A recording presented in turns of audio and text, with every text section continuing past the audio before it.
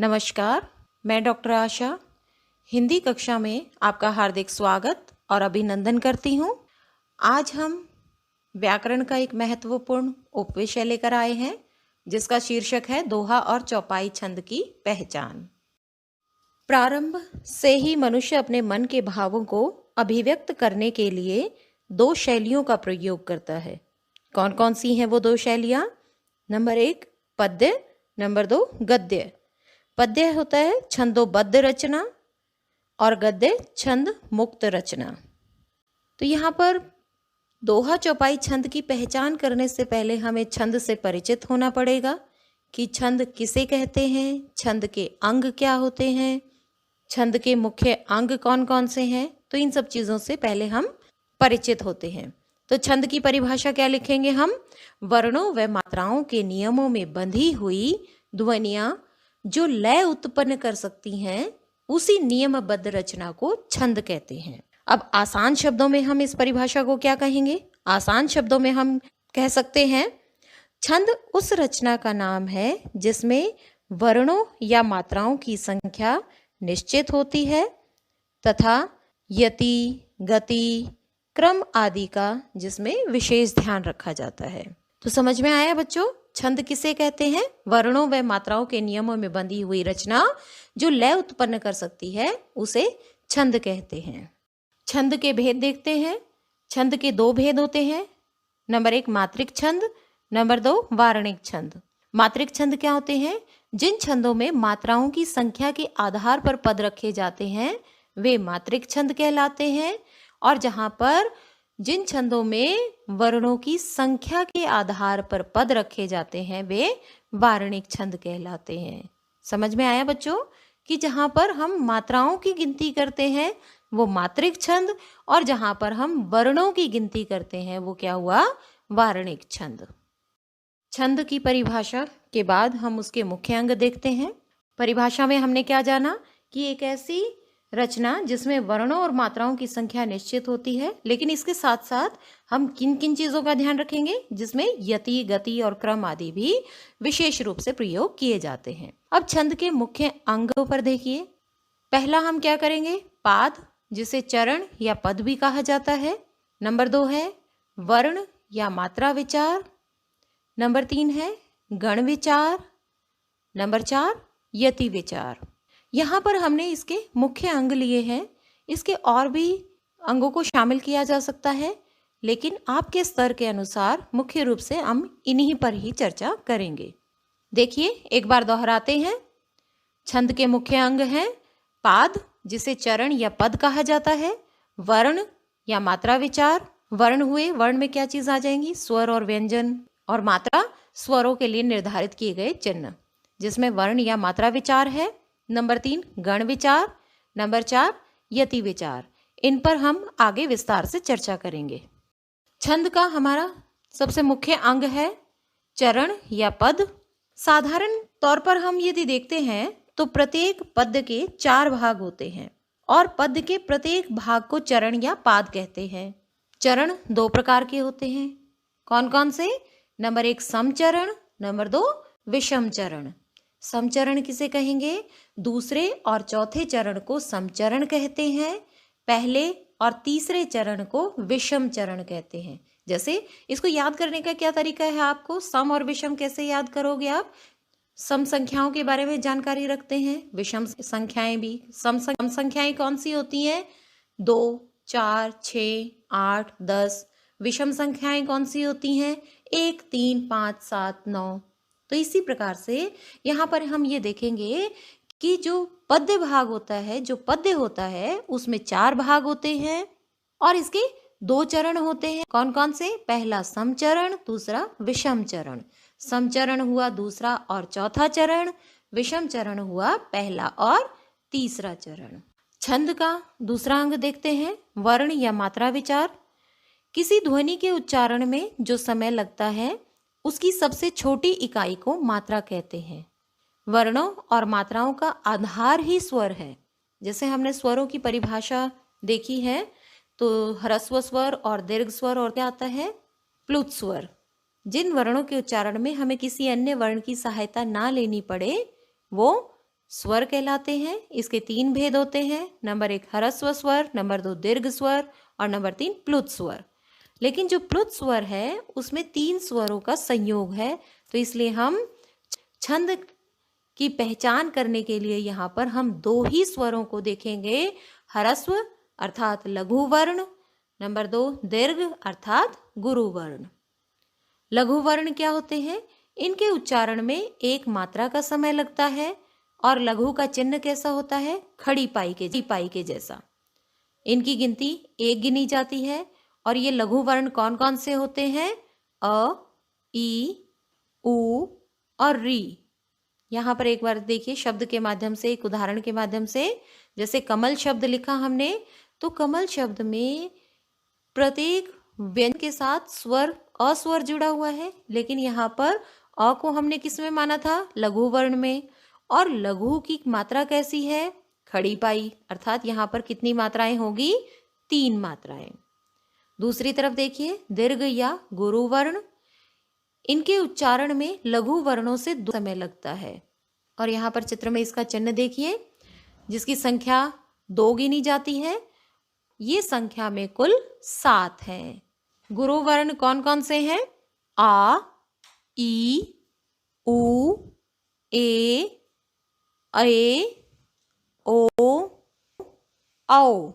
तो यहाँ पर एक उदाहरण दिया, जैसे राजा, तो रा के साथ क्या है? र ध्वनि के साथ कौन सा स्वर का प्रयोग हुआ है? आ। और ज ध्वनि के साथ आ का प्रयोग हुआ है। तो रा की भी 2 मात्राएं होंगी और जा की भी 2 मात्राएं, कुल हुई हमारी 4 मात्राएं। तो समझ में आया बच्चों? जहां कहीं भी यहाँ पर ये क्यों बताया जा रहा है कि जब हम दोहा और चौपाई की छंद की पहचान करते हुए, क्योंकि दोहा और चौपाई छंद क्या है? मात्रिक छंद है, तो वहां पर हमें मात्राएं देखनी होंगी।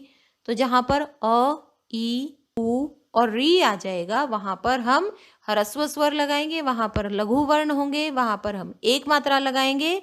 और इसके विपरीत यदि इन 7 वर्णों में से कोई भी वर्ण की, किसी भी वर्ण की अगर मात्रा आती है, तो उसकी मात्रा हम 2 गिनेंगे। हमें मात्राओं की गिनती करने में किन किन बिंदुओं को ध्यान में रखना होगा, इसकी ओर देखिए। लघु वर्ण गुरु में परिवर्तित हो जाता है। कब हो जाता है? पहले तो हमने ये देखा कि लघु वर्ण कौन से हैं और गुरु वर्ण कौन से हैं। लघु वर्ण संख्या में कितने हैं? 4, अ, ई, उ और री। और गुरु वर्ण कौन से हैं? जो बाकी संख्या में बचे स्वरों में से 7 वर्ण।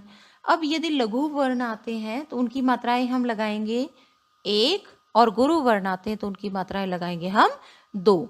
लेकिन कई बार ऐसा होता है कि जब लघु वर्ण गुरु में परिवर्तित हो जाए। अब आप लोगों ने ये तो सोच लिया कि यदि अ स्वर आ जाए या किसी भी व्यंजन के साथ अस्वर है, ई की मात्रा आ जाए, उ की मात्रा आ जाए या री की मात्रा आ जाए, तो आप लोग ये सोचोगे कि हमें 1 ही मात्रा लगानी है। और दूसरी तरफ यदि आ, ई या ओ, औ तक, आ, ई, ए, ऐ, ओ, औ में से यदि कोई भी वर्ण आ जाता है तो उसकी मात्राएं हम 2 लगाएंगे।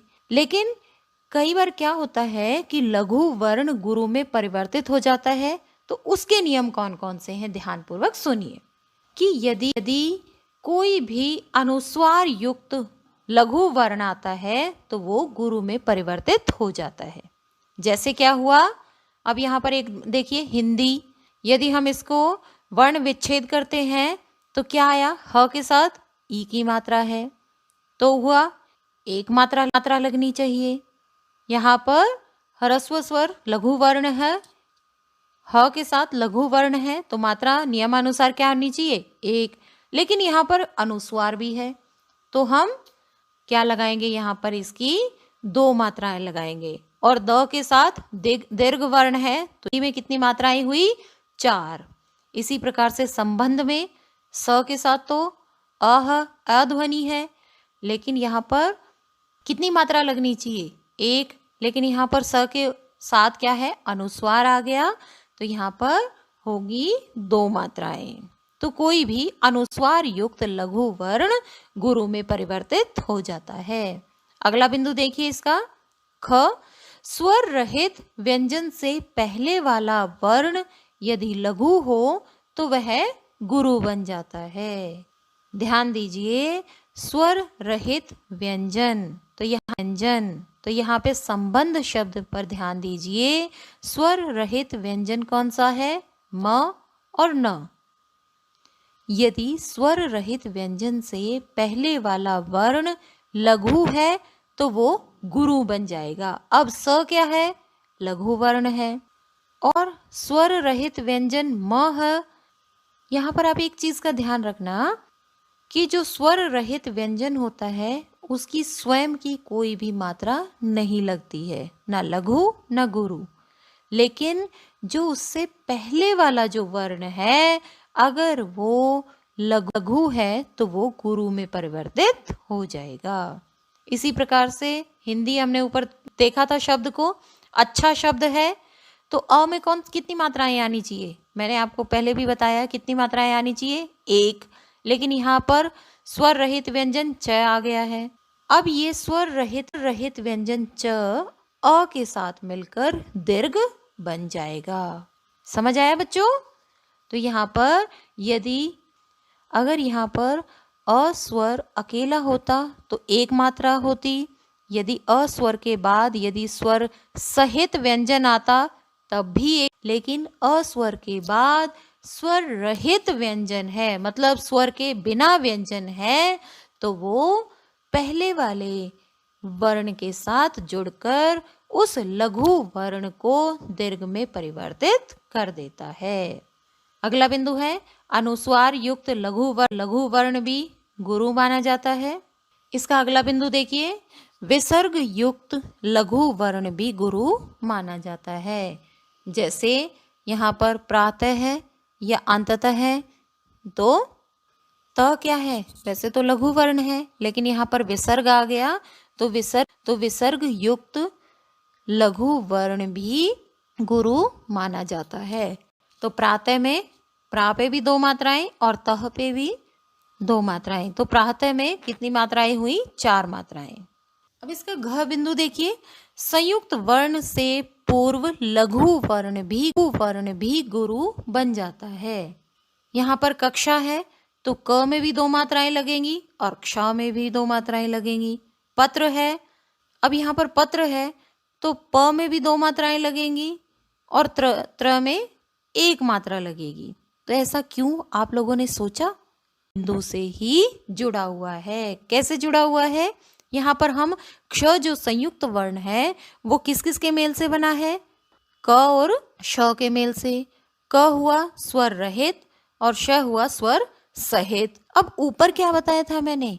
यदि किसी भी लघु वर्ण के बाद स्वर रहित व्यंजन आ जाता है तो वो लघु गुरु में बन जाता है। समझ आया? ये ध्यान रखना किक्षा है, कक्षा मेंक्षा आ गया तो 2 मात्राएं होगी और क में 1 मात्रा लग जाएगी। नहीं, इस नियम में आप संयुक्त व्यंजन का खास तौर पर ध्यान रखेंगे। और संयुक्त व्यंजन यहाँ परक्षा है तो क्ष किस किस के मेल से बनता है? क और श के। क हुआ हमारा स्वर रहित और श हो गया स्वर सहित। तो जो स्वर रहित व्यंजन है हमारा वो पहले वाले वर्ण के साथ मिलकर उसको दीर्घ बना देता है, उसमें 2 मात्राएं जुड़ती हैं। और एक और आप चीज यहाँ पर नोट कीजिए कि अनुनासिक यदि लघु हो तो लघु रहता है और गुरु हो तो गुरु रहता है। जैसे अंगीठी है, अंगीठी में 1 मात्रा होगी। चांद है, चांद में 2 मात्राएं होंगी। तो यहाँ पर आपने देखा ना कि लघु है तो 1 मात्रा और गुरु है तो 2 मात्रा। यदि अनुनासिक वाला स्वर यदि लघु है तो 1 मात्रा और गुरु है तो 2 मात्राएं लगेंगी। समझ आ गया ना बच्चों? आगे हम मात्राओं का किस प्रकार से ध्यान रखेंगे? दोहा और चौपाई छंद में हम मात्राओं की गिनती किस प्रकार से करेंगे? दोबारा से देखिए एक बारी। अनुस्वार युक्त यदि लघु वर्ण है वो गुरु बन जाएगा। मतलब आप कहीं भी अनुस्वार देखते हैं तो अनुस्वार जिस पर लगा हुआ है वो लघु वर्ण भी दीर्घ में बन जाएगा। और स्वर रहित अगर कोई व्यंजन आ जाता है तो यहाँ पर देखिए हमारा जो बिंदु 2 है और इसमें मिले हुए से प्रतीत होते हैं। अब स्वर रहित कोई व्यंजन आता है तो वो पहले वाली ध्वनि को दीर्घ में कर देता है। स्वर रहित व्यंजन से जो पहले वाली ध्वनि है उसे दीर्घ रूप में कर देगा। आगे है विसर्ग आ जाता है कहीं भी तो वो भी लघु गुरु बन जाता है। संयुक्त वर्ण से जो पूर्व वाला जो वर्ण है वो गुरु किस प्रकार से बनेगा, क्योंकि स्वर रहित जो व्यंजन है वो पहले वाले वर्ण के साथ जुड़कर उसको दीर्घ रूप में बना देता है, उसको गुरु बना देता है।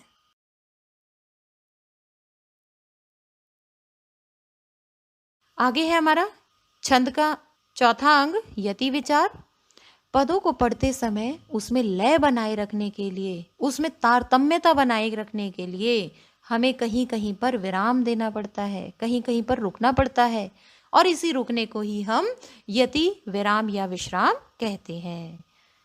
कि जब हम कविता में हम थोड़ी देर के लिए रुकते हैं तो उससे हमारी, ज़्यादा देर के लिए नहीं रुकेंगे, हम बहुत कम देर के लिए हम विराम देंगे ताकि हमारी जो पंक्ति है उसमें लयबद्धता बनी रहे, तारतम्यता बनी रहे।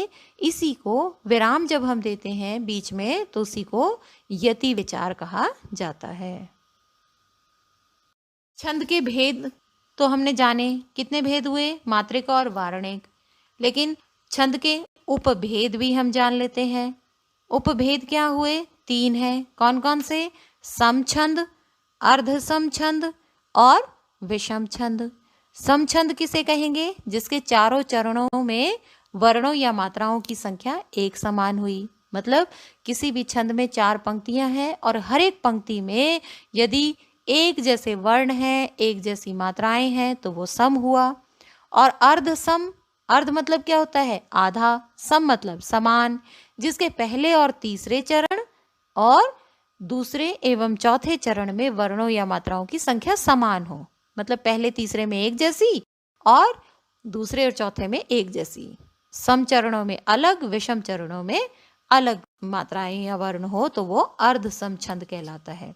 और विषम छंद क्या हुआ? जिसके चारों चरणों में वर्णों या मात्राओं की संख्या अलग अलग हो। समझ आए बच्चों? कि सम जिसमें समान हो, अर्ध सम मतलब जिसमें आधी आधी समान हो, विषम मतलब जिसमें हर एक चरण में, हर एक पंक्ति में अलग अलग मात्रा या वर्ण हो। हाँ, तो प्यारे बच्चों, आप लोगों ने ये देखा कि हम छंद की पहचान किस प्रकार से करेंगे। ये तो आप सबने जान लिया। छंद की परिभाषा क्या है, छंद के भेद कौन से हैं, किस किस प्रकार के छंद होते हैं, उपभेद कौन से हैं, सब हमने जान लिया। मात्राएं कहाँ पर कौन सी कितनी मात्राएं लगेगी, पे लघु वर्ण लगेगा, कहाँ पे दीर्घ वर्ण लगेगा, इन सब बातों के बारे में तो हमने जानकारी ले ली। अब हम क्या चलते हैं, हमारे प्रमुख जो हमारे पाठ्यक्रम में शामिल है 2 छंद, कौन कौन से? दोहा और चौपाई छंद। तो उसमें से दोहा छंद को हम देखते हैं। दोहा छंद की हम पहचान कैसे करेंगे? विषम चरण 13 कला, सम 11 निर्धार, प्रथम तृतीय वर्जित जगण, दोहा विविध प्रकार। तो देखिए यहाँ पर क्या है? विषम चरण। विषम चरण क्या बताया था? पहला और तीसरा। विषम संख्याएं जानते हो ना आप, पहली और तीसरी। सम चरण, सम मतलब दूसरा और चौथा चरण। तो क्या कहा है इसमें? विषम चरण 13 कला, कि जहां पर विषम चरण में 13 मात्राएं हों और सम चरण में 11 मात्राएं हों, और इसके साथ साथ पहले और तीसरे चरण में जगण वर्जित अर्थात जगण नहीं आना चाहिए, वही दोहा छंद होता है। दोहा एक मात्रिक अर्ध सम छंद है। पहले तो आ गया ये मात्रिक हो गया, मैंने बताया था ना कि वारणिक और मात्रिक। जिसमें वर्णों की गिनती की जाए वो वारणिक छंद, और जिसमें मात्राओं की गिनती की जाए वो मात्रिक छंद। तो दोहा क्या है? एक मात्रिक छंद है। और उसके बाद मैंने अभी छंद के उपभेद बताए थे, सम, अर्ध सम और विषम। अर्ध सम मतलब जो आधा समान होता है, पहला और तीसरा चरण समान, दूसरा और चौथा चरण समान। तो ये दोहा जो छंद है एक मात्रिक अर्ध सम छंद है, एक मात्रिक छंद है और अर्ध सम छंद है। इस छंद के पहले और तीसरे चरण में 13 मात्राएं, दूसरे और चौथे चरण में 11-11 मात्राएं होती हैं। तो अब देखिए, आप इसमें आपको परीक्षा में परीक्षा में आपसे पूछा जाएगा कि दोहा छंद को उदाहरण सहित परिभाषित कीजिए। तो आप दोहा छंद की परिभाषा लिखेंगे, फिर नीचे आप उसका कोई भी उदाहरण लिखेंगे और उस उदाहरण पर मात्राएं आप लगाकर दिखाओगे, ताकि जो हमारी परीक्षा को जांचेगा उसे पता होना चाहिए कि इस बच्चे को सब कुछ आता है, इस बच्चे को दोहा छंद भली प्रकार से आता है। तो यहाँ पर देखिए सबसे आसान दोहा यहाँ पर मैंने लिया है, करत करत अभ्यास से जड़मति होत सुजान, रसरी आवत जाते सिल पर परत निशान। हाँ, तो अब इस पर मात्राएं कैसे लगाएंगे। यहाँ पे करत में क्या है, अभी लघु वर्ण है, तो ये आ गई 3 मात्राएं। अब आप यहाँ पर देखिए अभ्यास, इसमें हमने अस्वर के साथ 2 मात्राएं क्यों लगाई, किस लिए लगाई हमने, क्योंकि मैंने आपको बताया था कि यदि कोई भी लघु वर्ण आ जाए और उसके बाद स्वर रहित व्यंजन आता है तो पहले वाला वर्ण दीर्घ हो जाता है। तो इसीलिए हमने अ के ऊपर 2 मात्राएं लगाई, या पे 2 मात्राएं, स की 1 मात्रा, ते पे 2 मात्राएं, जड़मती सभी में लघु वर्ण है तो 1 मात्राएं, ह में दीर्घ वर्ण है तो ओ मात्रा, तो 2 मात्राएं।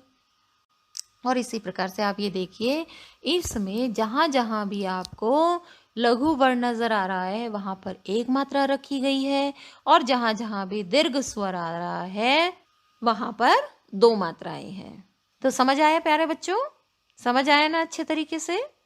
और इसको आप और के माध्यम से करने का प्रयास कीजिए। अब हम करते हैं चौपाई छंद। चौपाई भी कौन सा छंद है, एक मात्रिक छंद है। यहाँ पर हम दोहा और चौपाई जो दोनों कर रहे हैं वो दोनों ही मात्रिक छंद है, दोनों में ही मात्राओं की गिनती की जानी है। ऊपर जो मैंने आपको आधार बताया है वो हर एक प्रकार की छंद की पहचान करने के लिए है कि मात्राओं की गिनती की जाती है वहाँ पर मात्रिक छंद, वर्णों की गिनती की जाती है वहाँ पर वार्णिक छंद। तो चौपाई एक मात्रिक छंद है और ये सम छंद है। सम छंद मतलब इसकी हर एक चरण में समान मात्राएं आपको नजर आएंगी। तो इसके कैसे लिखेंगे आप, परीक्षा के संदर्भ में अगर चौपाई छंद करना आ जाए तो आप कैसे लिखेंगे, 16 कल जत अंत न दीजे, चौपाई शुभ छंद रची लीजे। तो चौपाई एक मात्रिक सम छंद है। इस छंद के प्रत्येक चरण में 16 मात्राएं आती हैं और चरण के अंत में जगण और तगण, मैंने आपको बताया था ना गण विचार में, छंद के भेद में गण विचार में जगण और तगण नहीं आता है, कि इसके अंत में ध्यान रखना कि इसके अंत में जगण और तगण नहीं आता है।